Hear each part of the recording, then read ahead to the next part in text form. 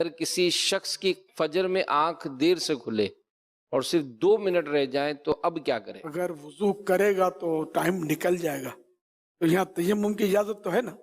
مفتی صاحب؟ جی، ہے نا؟ تیمم کر کے جو فرائض ہیں وہ ادا کر لے، پھر اس کے بعد دوبارہ اس کو پڑھ لے۔ اس کو اس طرح پڑھنا ہے کہ جیسے کہ اب واجبات اور سنن سب کی رعایت کرتا ہی ہے، تو وہ ٹائم نکل جائے گا، اور طلوع آفتاب سے پہلے سورج کی پہلی کرن چمکنے سے پہلے سلام پھرنا ضروری ہے فجر کا۔ اس لیے وہ جیسے تیمم کر لیا، تیمم کرنے کے بعد اب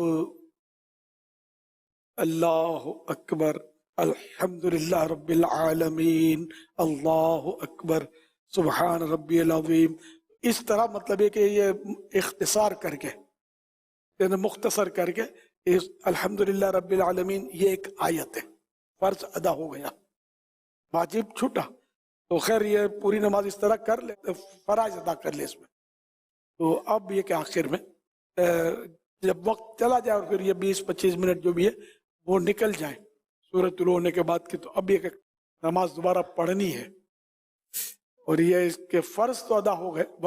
واجب ہے کہ دوبارہ پڑھے۔ یوں ہے کہ اس کو قضا کا گناہ نہیں ملے گا، ہاں، گناہ بھی نہیں ملے گا اور فرض بھی ادا ہو گیا نا، یوں اس کی یعنی کہ اب اس کو واجب ہے کہ اس کو پڑھے دوبارہ، کیونکہ فرائض پر اس نے اختصار کیا، فرائض ادا کیے اس کے، یوں نماز ہو گئی۔